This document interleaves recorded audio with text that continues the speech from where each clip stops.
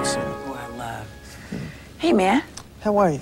I'm good. I'm real glad to see you here. I'm glad to be here. I'm sitting here with Luke Perry. This is cool. I think so. Yeah, it is. I couldn't get you to my house, honey, so I had to get you to my That's like a paddle place. wheel off a riverboat back there, right? You know, that's so perceptive of you to recognize that. I feel like a lot of people don't realize. You caught me on a perceptive day. I think so. It's fantastic. But you're a perceptive guy. I like to think so. Yeah. Sure. Now, somebody told me you counted how many auditions you did. You did about 216 and got rejected for all 216. Got rejected all 216 times. Why did you go for 217? Well, I figured somewhere between 200 and 300 I might hit something. You know, I mean, I didn't want to narrow it down any more than that. But I figured I had nothing better to do. It's weird, isn't it, the rejection syndrome? But it didn't get to you, seemingly. Well, you get used to it after a while, and you sort of go in there expecting that they're going to throw you out and almost hoping for it. So you have nothing to lose. And I found that when I started going in, just doing whatever I wanted and pretty much having nothing to lose, that's when things started to go my way. Yeah. Because, honey, you know those people are kicking their own butts now, saying, what? We could, what? Maybe. Oh, no, it's an amazing thing what a hit will do for you. I know this from experience. I would think so. You know? I just made a movie, made $130 million. Suddenly... You're working. I'm working. A lot. Honey, you know, and in ways that people kind of go, oh, yes, well, of course you should be doing this.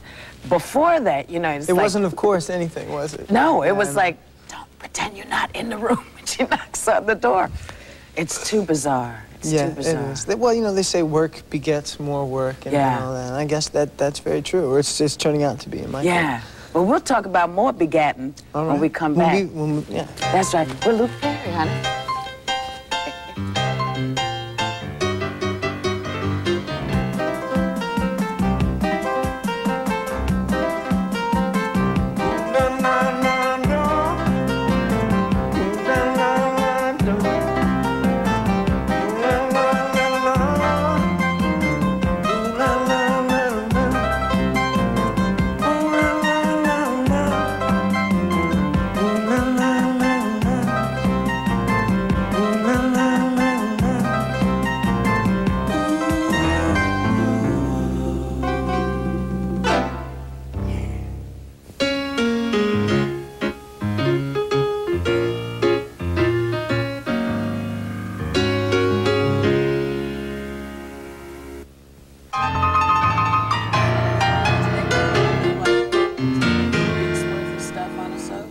You get it a day at a time. Really? Yeah. We're back with Luke Perry. I was just asking him about soap opera stuff. Of course, I did a movie called Soap Dish, which we were just talking about, and I didn't have a clue. But they just give it to you on a daily basis, scripts? Yeah, so you get it the day before most of the time, and it gives you that night. Soap actors are always carrying the scripts around in their pockets with them wherever they go, because you got to memorize like 20 pages overnight, and it's kind of difficult, but it was good training. I like that. Yeah. So you went from soaps to the unemployment line. To the unemployment line. Right. Is that where the doorknob thing comes in? No, that was way back. That was before number 216. Ah, yeah, I see. That was way back. I see. And after that, no, I was unemployed for a long time. And then I did, you know, a commercial here and there once in a while. And then I was unemployed for an even longer time. And then I got on 90210. Now, 90210, man, this thing has gone through the roof. I mean, you on shirts, you on underwear. I mean, do you feel the pressure of being, I mean, because you have a lot of adolescent young women screaming and crying for you. Is it a tough thing knowing that you're somebody's first crush? Does that give a lot of... Yeah, you know what? I don't think about that aspect of it too much, because then, that kind of gets your mind going. It makes you wonder about a lot of weird things. For me, the pressure comes from what to do next. You got a lot of people seeing what you're going to do next and how well you're going to do it and all that. That's where the pressure comes in for me. And nobody really puts any more pressure on me in that aspect than myself. I mean, I'm pretty, sometimes I get a little scared about what to do next, and I don't know, and I'm still very new to all this, so I just, you know, you take one at a time, you do the best you can with it. Well, do you think it's going to be hard for you to get away from people's perceptions of who you are because of 90210? Before or after I lose my hair? No. After I lose my hair, no. While I still look like this, I don't know. You be cute, don't worry about it. I'm a bald man, I am. You told me you got a thing for bald men. Oh, I do. I love a man with no hair. I'll be sticking around. All right. I'll be waiting for you. I think... Luke, it's Whoopi. Are you bald yet? Have you been bald yet? Whoop, no. It's Luke. I'm bald. Yeah. I find sometimes I don't really know exactly what to do next, and so you try to make your decisions based on what material you like and what's interesting for you to do. Well, you doing? Tell me about this. You're doing a lot of riding now. Yeah, because you like the cowboy stuff. I do love that cowboy stuff. Yeah. The next movie that I hope to be doing is a story of Lane Frost, who was a world champion bull rider, and he died young. Yeah, he died terribly young. He died too young, and he died way too soon. He was a fantastic guy, I think more so than a champion bull rider, and he was a great champion. The story that I am interested in telling is how someone can go from being relatively unknown and fairly obscure, and just because they want to be the best at what they want to do, all of a sudden, all these other things happen to them, you know, all the things that go along with being famous. And in our business, you sort of know that if you're around long enough and things go your way, that's going to happen. But in the world of rodeo, it doesn't always happen like that, and it never happens in the magnitude in which it happened to Lane. So I think that's the interesting story. So you're doing a lot of working out on the mechanical bull first? Right, riding the mechanical. Some I don't. I got a problem with riding the real ones because I can't get hurt doing the show. Yeah, no, right. So I haven't ridden near as much as I like to, but I'm thinking about it a lot. Yeah. Is there anything that you're looking forward to in terms of the kind of roles you want to do? You just want to do everything? Sometimes I want to do everything. Right. And then other times when I stop and think about it and the kind of roles I'd like to do, I want to make the kind of movies that I would like to watch. Yeah. And the kind that I enjoyed watching as a kid growing up.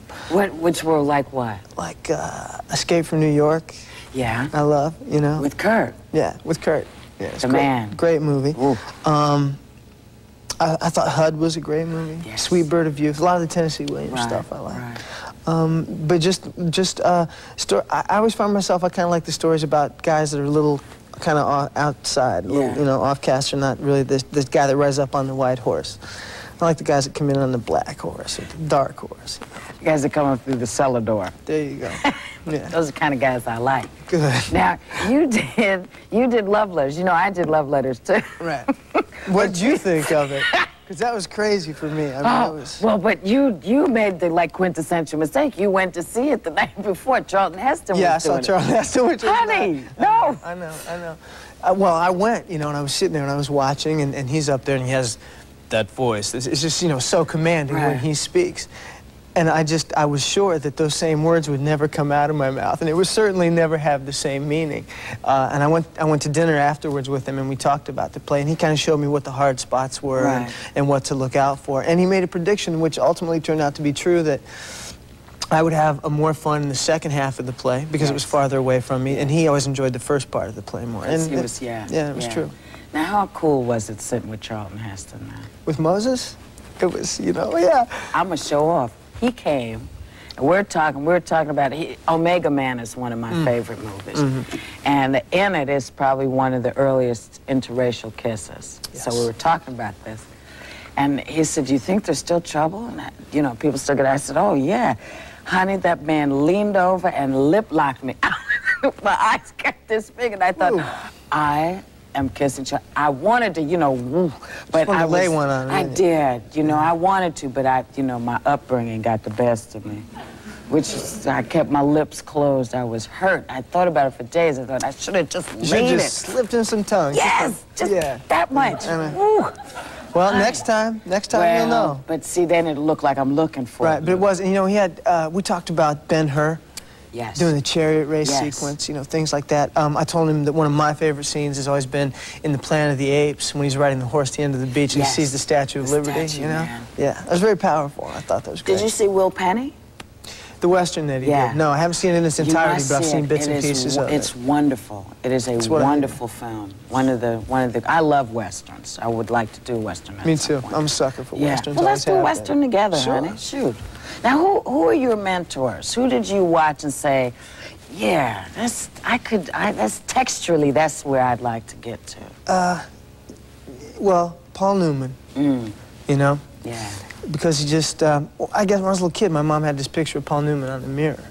And I was like, who's that guy? You know, why? Who's that guy? I was kind of jealous of it when I was a little kid. I was like, well, why do you got this picture of this guy? And she explained to me, you know, he's this great actor. And I thought, well, okay, that's what I want to be, so.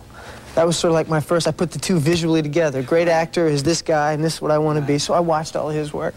And I would say that would be it. So you knew early on what you wanted to do? Yeah, you know, I knew pretty early on. I had no idea how to go about it, how to go from being the guy watching the TV to being the guy in the TV. Yeah. But I always knew that that's what I wanted to accomplish. What'd you do? What did you? Well, see, I was fairly stupid about it. But then I didn't really know any other way to do it. I just got in my car and drove to Hollywood.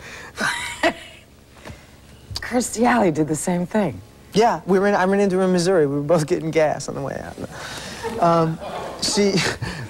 Well, you know, obviously she did the right thing. She's doing well. Well, she got to Hollywood and showed up at somebody's office and said, I'm here. Yeah, I did the exact same thing. And they said, big deal. You know, I said, well, no, I'm here. I mean, you know, obviously I've been waiting to get here. You haven't been waiting for me. I was shocked. We'll be right back. Yes. See, I would... They don't feed her. She slurps all that stuff. Probably, it is. We're back. We're back with Luke Ferry. Do you pinch yourself? I ask this question to people because I pinch myself all the time. I scratch myself once in a while, but I don't pinch much. Baby. You know. Did you see that? No, you didn't. You didn't. But I dug it. Okay. No, sometimes I know what you mean, and I do give myself that slap in the face of reality pretty much every day. Yeah. You've managed to stay sane, which is unusual. Fooled you, didn't I? Well, you haven't crashed your car, and you haven't been, you know, I mean, you seem to have a really good sense about. Well, good upbringing. We talked about that earlier, you know? Yeah, my mom did a great job. My mother, my stepdad, you know, they were great parents, I think, and they did a good job, and they always said, look, if you mess up, you're going to be digging ditches again, so while it's going on, don't think you're so hot that it's never going to end. Yeah. And it works, doesn't it? It works for me. Yeah. I mean, I think one of the best things I got from my parents, and certainly my stepfather, was a good work ethic. I mean, you get up and you go to work every day. If you don't have something to do, you make something to do. And I think that I found, for me, it works when you apply that to the craft, that for me, that's the only thing that works. Yeah. Now, are you able to, like, go out and hang out outside of, like, your house? Yeah, once in a while. It's not too bad, but then I don't really have the desire to do that a lot. I'm not terribly social in that regard. I mean, I have friends and I like people and everything, but I don't like to go out a lot. Yeah. But, like, you go shopping, because I decided... No, I don't go shopping. But see, I decided I was going to shop. I was going to go in the supermarket and pick out stuff. So you walked in there with a handful of coupons and you said, I'm shopping, I'm a clipping fool, honey. Okay. I can clip with the best of them now, you know. Whoopi just clipping right along. That's right, just clipping right along, like a white girl in heat. That's what I do. Clipping. All right. I'm sorry. Did I go somewhere else? Oh, no, because, you know, the thing is, a white girl in heat can clip. Well, see, this is what I can say this to you. Yes. Because we understand each other. We know about white girls in heat, well, and they can clip. Just clipping. Sometimes it's almost a buzz. They clip so fast. Yeah. Now listen, what about a black girlfriend on 90210? How deep do you think people would wound themselves with that? Yeah, you know what? I don't think it would wound anybody. I think people would like to see it, and I think it'd be interesting for us to explore that, and I'm all for it. I've heard that, and I'm curious, because most folks, they always hem and haw, but Well, I think they hem and haw for a couple of reasons. One, either they're not sure how they feel about it, or they're afraid of what's going to happen when they go back to work and they voice their own personal views. I got a great relationship with the producer of our show, and I feel very comfortable and very confident saying what I think we should do and what I think, you know, what the way I'd like to see my character go and things I'd like to get into. I'm real clear that we have a responsibility with that show, not just to entertain people, but also to do some informing and to get into some of those things. And, you know, the first interracial kiss was done how many years ago? I mean, that was a long time ago. I don't think anyone's going to turn on TV and go, ooh, he's kissing a black girl. I think they would say, okay, this is cool. Where's it going? What are they going to do? How old does she need to be? It ain't about old. It's, you know, it's about something else. I just thought I'd ask, honey. I throw that up there. New York. Yeah, I've been there. You did a lot of work in New York, and a lot of not work in New York. I did a lot of work, and I did a lot of not work. That's why I started working there. On the soap? Yeah. Which one? On soap. The first one I did, I was on Loving. And I was on there for a year. And they sent me to the bathroom to wash my hands, and I never came back. What happened in the bathroom, honey? That's what I asked him. So I called him up a few months after I was off the show, and I said, I want to know, what am I doing in the bathroom? And why have I never come down? And if I do come down, am I going to have this smile on my face that lasts for, like, you know, a month and a half? What's going on in the bathroom? But so then they write in, you know, like soap dish, he died in a terrible industrial accident in Europe. And he went to the bathroom, was transported to Europe and died. Transported to Europe and died in a horrible industrial accident. That means you flushed the toilet and it exploded. Which, you know, they could have saved a lot of ink and a lot of airtime if they'd have said, oh, Ned, he just flushed the toilet and it exploded and he's dead now. He's dead. But pass the potatoes, please. Yes. Yeah. But now tell me about the doorknob factory. The doorknob factory. I think this is very... I worked on dead people, you know. When you think about it, So to me, it's well, I worked with dead people. Yes. There was a job opening for it, and I needed a job bad. I mean, I was flat broke. I needed a job bad. And it said, it starts tomorrow. You go in. I worked on an assembly line where they were plating doorknobs, aluminum or brass or, you know, whatever it was. You put doorknobs on, you take doorknobs off. Factory work is the worst. I mean, it's gnarly. They had me under this conveyor belt cleaning like this toxic sludge that would drip off this stuff with a shovel and a bucket. It lasted all of 3 days, and I said, I'll starve. I couldn't do that anymore, and I did. You know, so you gotta, you know, if you say that, you better mean it. But you also work with your hands, like you build stuff. Yeah, when I have to, you know, I try. I mean, I wouldn't hire me to build something for you, but from, you know, building for myself is okay. Did you do your house? Do you work around your house? I did some on the house. I don't have a lot of time because the series is, you know, it's real time consuming, but my barn burned down recently, and I'm getting ready to build it back. I think I'll probably do it myself. How old was the barn? Old as dirt. It was an old barn, and it went up quick. Really? Yeah. Because I have an old barn which I'm just getting redone now, and it's true, you don't have much time to get, you know, to put into. Not a lot of time, but when I do, I'll get it. So, you know, 2 years from now, I'll be halfway done with it, probably. Well, I can come lay the floor for you. Okay. I know how to do that. Come on over. Okay. We'll be right back. No, excuse me. We'll be right back. I'm staying here with my man.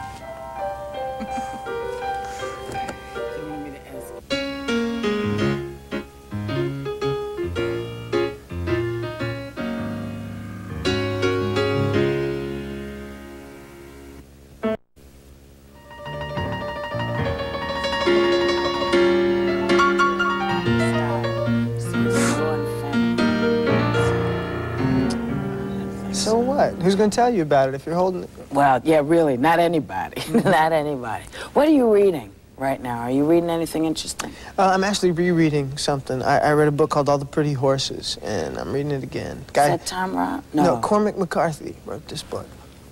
It's brilliant. It's a very good book. Really? Yeah. Well, maybe I'll pick it up. And what's in the future? Directing, dancing? No. Actor? Yeah. That's about it. I mean, I think that's good. Well, if I ever get any good at this, then I'll try something else. Well, that's the way to do it, I think. I think so, too. That's what a career should be. Right. Practice up, get good at it, and don't try to do too many things at once. No, not too many. Jimmy Stewart said, you must be a big actor in little movies and a little actor in big movies. So I pass that on to you. Thank you. Thank you for coming. My pleasure. You I'll see tomorrow. Good night. Good night, darling.